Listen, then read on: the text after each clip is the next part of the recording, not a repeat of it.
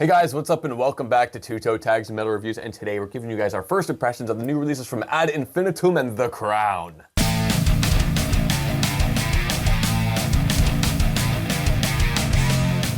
So two albums, quite different sounding, that dropped today, and I guess I'll open it up by talking about Abyss by Ad Infinitum, which translates from Latin as to infinity. I've heard the name of this band many times, and apparently I've heard them before because they dropped an album last year and I had that album saved. So I must have listened to them at some point, but I just forgot. Is there a chance you saved it with the intention to check it out and didn't? Because it's not normal for you to forget. It's not normal for you to forget something that you heard. Oh, I mean, there's tons of, with how much stuff we listen to constantly all the time, yeah, it's very easy to be like, wait, I heard this? Oh yeah, that's what that was. True. So, you know, it's I didn't really remember, I guess, what these guys sounded like, so I was kind of going in a bit fresh. But the first kind of impression that I got is that, you know, this first song is like, okay, I like, you know, the melodic stuff or whatever, it's a nice song. It kind of, to me, gave the impression of like a natural mid-album break kind of song. I thought the same thing. So, yeah, okay. This is the mid-album breather. Why is it the intro track? So, you know, and I kind of found that, you know, it's like the style of like, okay, melodic to the point of like get in your head kind of melodic. You know what I mean? It's kind of the melodies on this album are kind of like earworm style of get in your head, got you humming, singing along. Yeah, like all clean vocals, very soft female voice. There are some harshes, but it's like a scream here and there. And honestly, I kind of wish there was more of that just to add some variety. But I find that, you know, it's a tough game when you want to play the catchy route and not feel redundant or generic, but I feel like a strong groove or band behind you can help with that, and I think they did with this record. I think the band, instrumentally, it sounds really nice. Like, every time anyone was able to shine, I thought, wow, like, these are really good players. Like, I quite like them a lot, but as the album kind of went on, I started to feel like it's given the same vibe with every song. Same kind of catchy deal, same, you know, this big melodic thing. Kind of felt like the mid-album break that lasted for 10 tracks. Like, it just kind of felt repetitive to me. And, you know, it's weird because it's the kind of one song that it felt like was a nice song, but it just felt like I heard it 10 times, you know, over. And I feel like, you know, if we reacted to one of the singles from this album, I probably would have liked it a lot. And I would have been excited on its own, and I would have been excited for the album. Then I would have realized, well, everything else sounds like it. You know, so that's unfortunately the impression that I got there, but it's not a bad album. It just felt a little bit repetitive, and it didn't feel like it had that much of a contour to it. It kind of just stayed in the same spot for the majority of the experience. Yeah, I kind of understand what TV Fish is saying. A lot of the songs do kind of have the same energy and the same type of vibe to them, but I feel like there's a little bit more contour than you're giving it credit for, but not much. And for example, like the first song kicks off, and I'm like, okay, this is a nice song, but it's kind of like, I don't know, a weird choice as an opener. Like, this doesn't really scream like, here's our album, let's get into it. The second song immediately starts out like it would be a way better album opener. It's got way more energy off the bat. It's a little bit, you know, a little bit more aggressive, but as far as heaviness goes, it's only like a couple small notches heavier than the first song. So there's the contour is there, but it's not a lot. The waves aren't that heavy. I think having a song like the first song, which is called My Halo, having that as the first track, I think will probably turn off a lot of first-time listeners, because when people listen to metal, they're more likely than not looking for heavy stuff. Whether it's death growls, double bass, solos, something that kind of depends on what they're into, right? It depends on what they're into. I'm just saying it on a general level. If people are into metal and they're listening to a band for the first time, they're probably not going to like a song that sounds like it's the break song, I suppose, as the intro to the album. I feel like that's probably true for most people. With that said, I think this is a band that's designed to highlight the vocalist. You mentioned that other members of the band sound great when they had chances to shine and stand out and stuff. That's true. The band sounds awesome. I feel like the band was designed to highlight the vocals because the vocals just sound really good throughout the whole album. Yes, like 95% of it's clean. There's a few screams here and there. There's one song, track number 3, called Outer Space. It starts off with some death growls, but then goes back to cleans pretty quickly. There's a lot of little vocal things she does, little runs, high notes, some vocal layering on certain songs. This isn't a bad thing, by the way. I'm just saying that I think, and I agree with TV Fish, more variety would propel this band because they have talented musicians, talented vocalists, but they're not, at least to our standards, they're not doing enough with it. They're kind of in a pocket and they're just staying in that pocket. They need to branch out a little bit more, do a little bit more things, or maybe do more of those other things and add more of a balance to the hard stuff and the soft stuff and kind of thing like that. So overall, it was fine. I didn't hate it. I will listen to it again at some point in the future to get a fresh take on it again. But it's still not exactly my cup of tea. I wish there was still a little bit more substance there.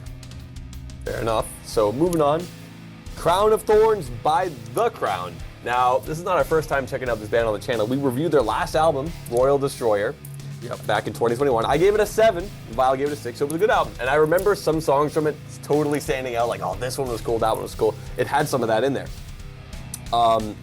And so I'm like, okay, I think these guys are cool. You know, I got kind of a basis for the album. Let's check it out. Starts with a mini solo kind of right off the bat, and I thought that was pretty cool.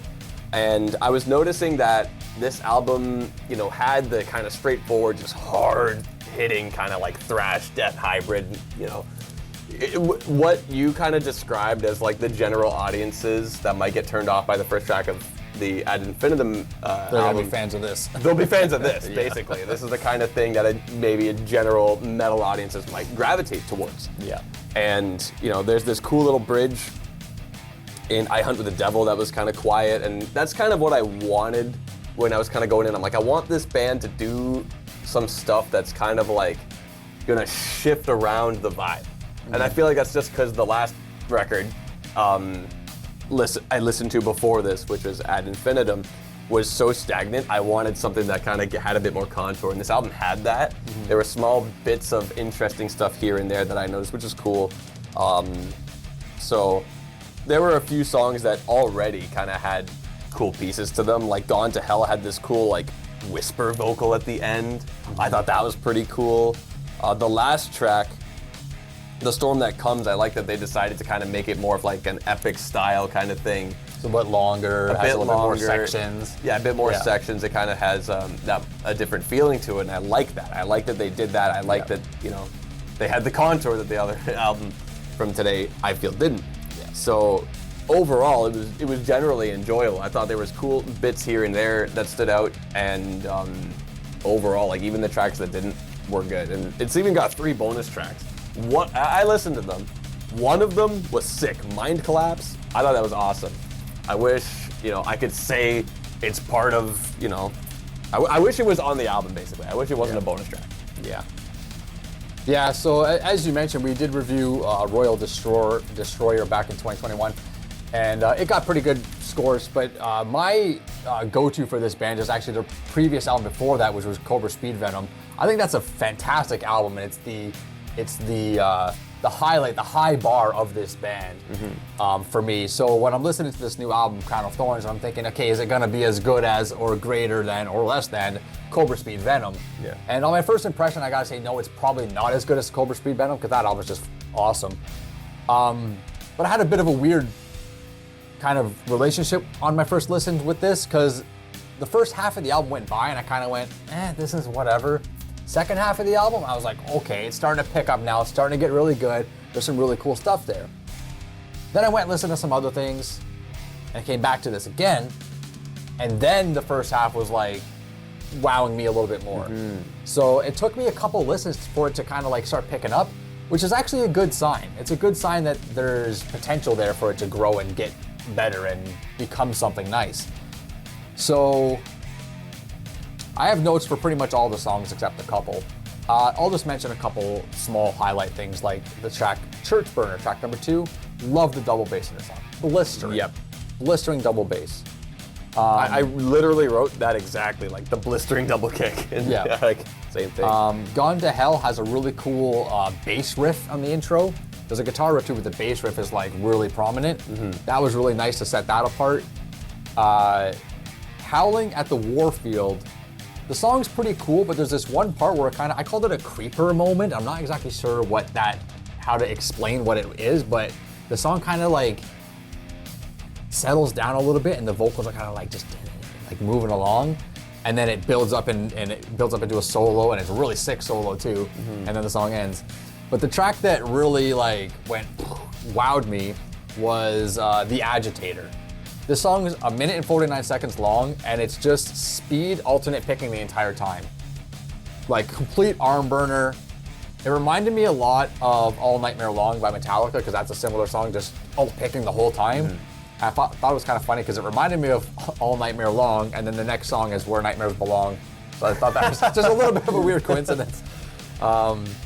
But yeah, there's a lot of really good riffs on this album. There's a lot of really good double bass kick. There's a lot of nice solos. Like, this is one of those bands that really just ticks all those boxes for metalheads. Yeah. I think the problem with this band is they almost sound a little bit generic because, and I hate to say that, but the vocals just sound too run-of-the-mill. I think there needs, and it's not that they're not varied or anything like that, but there's a few bands that are like this. Like Cataclysm, for example, is a band that I think falls in that thing too, where the band sounds great, the songs are awesome, the riffs are great, blah, blah, blah. But the vocals just sound too basic or too standard. And they lack character. They lack character, exactly.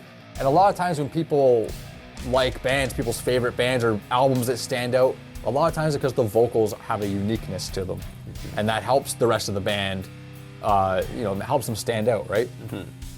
So that's what I think is the potential problem for this band. But that didn't stop me from liking albums before, and I don't think it'll stop me from liking this one. So overall, my first impression was quite good on this. And we made the decision that we are going to review this album, so we will be back next week after listening over and over and over to review Crown of Thorns. And that's all we got for you guys today. Remember to like this video if you liked it. Tell us in the comments below what is your favorite release of today. And subscribe if you guys are new to the channel. I'm TV Fish. I'm Lyle Self. We'll see you guys later.